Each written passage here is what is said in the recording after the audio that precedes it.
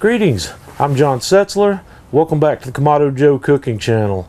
Today we're going to fire up the Joe Jr. once again and toss on a rack of Babyback ribs, and I'm going to show you a technique you can use to cook a rack of ribs on a grill this size.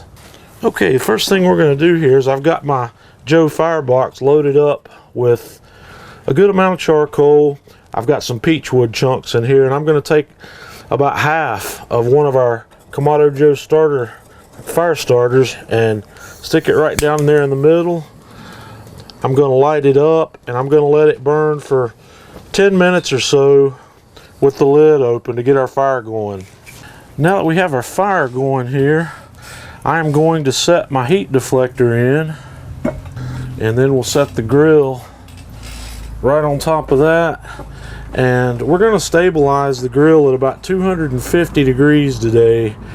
So I'm going to work with my bottom vent only fractionally open. I'll show you the vent setting.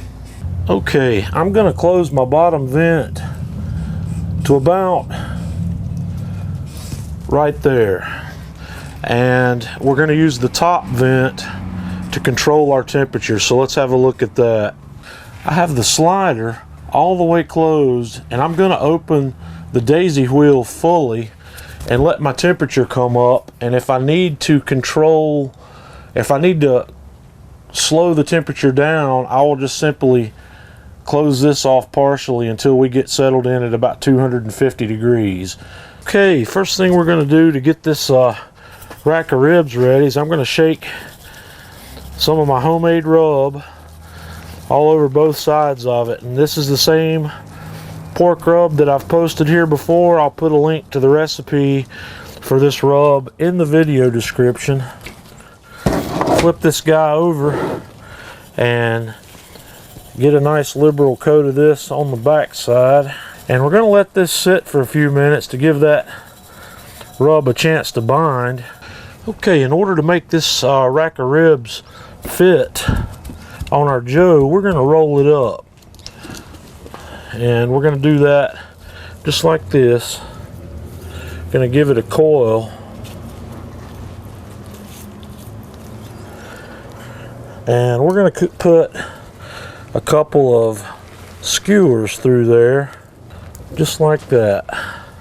I'm going to put 2 just so I've got a really good hold on it, and then we'll be able to set this rack of ribs right on the grill. We're going to set this rack right on the middle just like that, and we're going to close it up, and we're going to come back and look at these in about 3 hours. We've been running here about actually 3 hours and 50 minutes now, and these ribs are looking pretty good. So what we're going to do is we're going to take them off the grill right now and have a look and see where we are. I'm going to pull the skewers out, and we're going to flatten this guy out and take a look at our tenderness level and see what we've got going on here. They smell outstanding, and they're not quite ready yet. They still need to cook a little longer.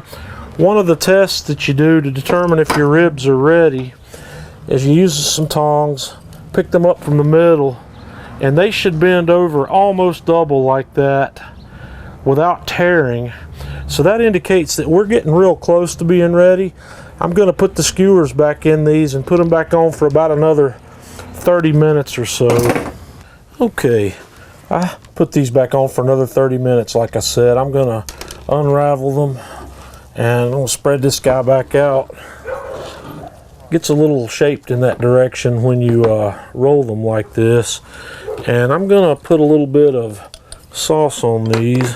I'm just using a bottled sauce today that I really like. This is Guy Fieri's Kansas City style sauce. It's a really nice sweet sauce. I'm just going to spread that on the outer surface of these ribs, and then I'm going to coil them back up and put them back on the grill for about another 20 minutes maybe. Let that sauce set up, and then I'll see you again when I bring these guys inside.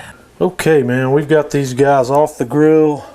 got them sliced up, and man, they smell outstanding. Let's get one out of the middle here and have a look. Got a nice smoke ring. It's kind of a little bit hard to see in this light here. They're really nice and tender. I'm gonna have a bite off of this one. Oh man, those are absolutely delicious.